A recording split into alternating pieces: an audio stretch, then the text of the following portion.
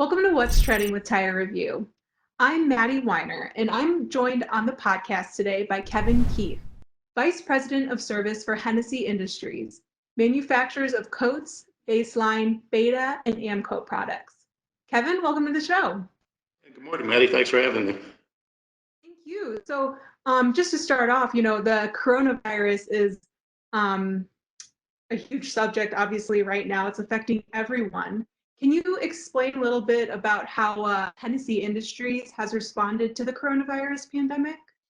Sure. Our service network, supports, hundreds of thousands of outlets across the country. And our customers have been deemed essential businesses. And therefore, we're out there every day making sure that their equipment is up and running at peak condition. That said, we've certainly had to take some precautions and modify some of our procedures to make sure not only are our technicians safe, but also that we're compliant with our customer requirements for social distancing and entering their shop locations. But our trucks are on the road every day. We're completing dispatches and we're stopping by customers along the way to make sure they're operating at peak efficiency at this point. No, that's great. And so you were mentioning you guys have the Hennessy Service Network, which consists of field service technicians across the country. Can you explain a little bit about, what that is and how it works?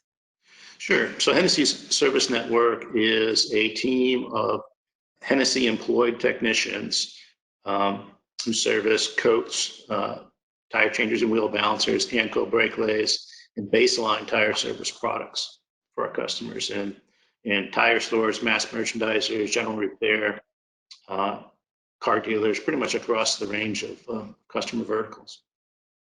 Okay, so how is the service network operating during this time? I'm sure there's some differences, just to keep not only your field service technicians safe, but also employees at the shop safe for, when someone would go out to the shop. Is that correct? Absolutely, yeah. So we have, in general, we have pretty strict procedures around PPE. So our guys are always wearing safety glasses. They're always wearing gloves, nitrile gloves. But we've implemented a few other measures. Obviously, hand washing is a big deal before and after. In our customer location, especially when you've been dealing with surfaces on a machine that are likely to have been touched, already. Also, we're providing our techs with masks, sanitizer, and the like to make sure that they're comfortable, obviously, being out and about performing service for us, but also, that they're doing all they can to maintain their personal hygiene as they go to the next shop.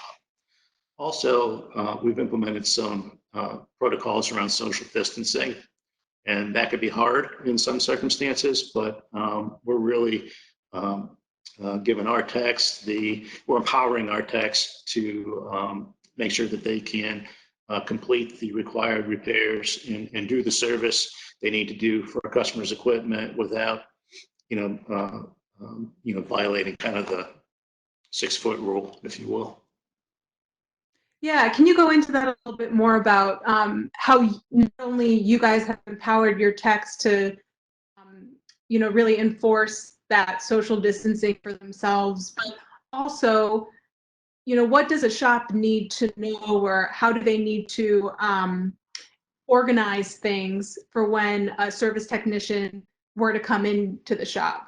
Gotcha. That's a great question.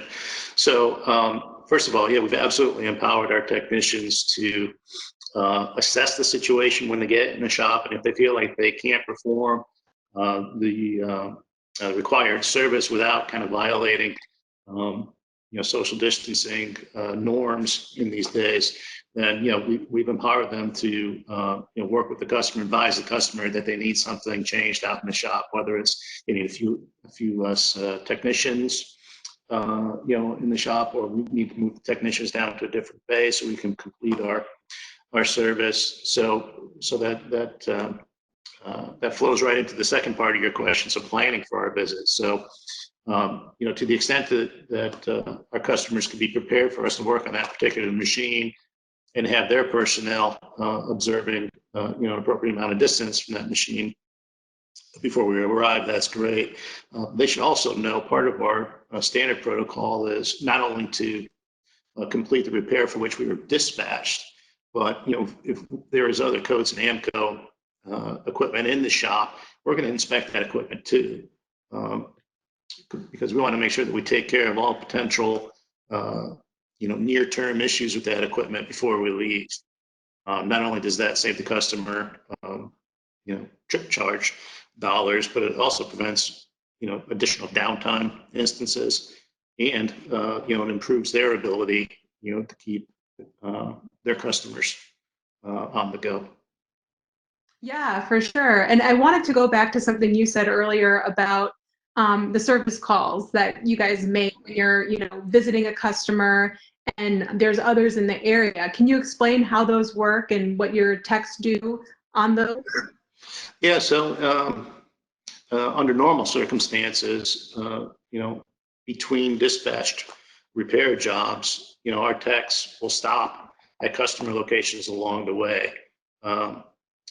See if the customer needs anything in the way of service, accessories, consumables, if they're having any application or training issues that we might be able to address. It's doing them a service because we're in the area, right? And we don't charge trip charges if we just drop in to do some work. Now, COVID-19 has changed our practices a little bit. Instead of stopping in the customer's shop and walking in and getting permission to take a look at the equipment, we're pulling into the parking lots, calling them from the parking lots, giving them a wave, saying, "Hey, I'm here. If you need anything, I'll be glad to come in. Here are the things I'm going to need you to be aware of before I come in your front door." With regards to PPE and social distancing. But I will say that a lot of our customers have their own policies around that, so we really haven't had difficulty, but in a handful of circumstances with our techs feeling safe. No, that's great and a very interesting service to just go and stop by some another shop that's in the area. So despite the coronavirus pandemic, I mean, what can dealers that you work with expect from Hennessy Industries this year and the service network? Sure. Well, our main goal is to be good stewards of our customers' uptime and also cost of ownership. So that's and that drives a lot of what we do when we get on site in terms of looking at the additional coats and AMCO equipment, making sure there's no impending issues that we can take care of while we're on site. But the response to our the growth of our service network has been dramatic, and as such, we'll be adding to our service line card in this coming several months other types of shop equipment that our customers use in high frequency, so that not only can we take care of their tire changer and wheel mounts or brake light when we're on site, but we could take care of other shop equipment and really maximize that trip for our customers and have, we call it some people call it one-stop shopping. We call it one throat to choke in terms of uptime, and we're more than happy to be that throat. And we've got the infrastructure already around the vehicles, the inventory, the training programs with our technicians. We're just set up very well to expand into other types of shop equipment. So coming soon. That's great. Very interesting. I know some, the shops that you guys work with will be, I'm sure, interested in that as it comes up. I wanted to ask you last question, Kevin. What do you want dealers to know about Hennessy Industries and the Hennessy Service Network during this time? I guess the biggest thing I wanted to know is that we're available, that our technicians are on the road. They're doing everything they can to make sure that they're accessible. And that's even, we've even extended that to, perhaps a customer has got strict protocol around shop visits. And he has a few things that might need addressed. Not sure if he wants, an outside tech to come in. We've really extended our tech support and remote diagnostics to help our customers potentially resolve issues, on their own,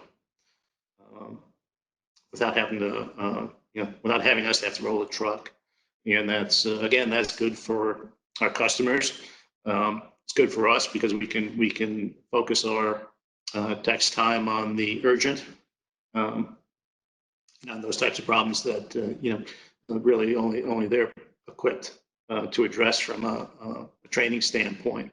At the same time, it's again just supporting our mission of being very good stewards of our customers' uptime and cost of ownership experience with codes. Great. Awesome. Well, Kevin, I want to thank you so much for coming on the podcast today. I really appreciate your time. And for those interested in learning more about Hennessy Industries, any one of its brands, or the Hennessy Service Network, can you tell us where to go online? Sure. You could go to, if you're interested in Coates tire service, it's coatesgarage.com, and you can access basically any of our other equipment product lines. You can access our service network from there. It's a great jumping off point to the rest of our online presence. Great. Well, awesome, Kevin. Thanks so much, and have a wonderful day. Great. Thanks for having me, and thanks for all you do.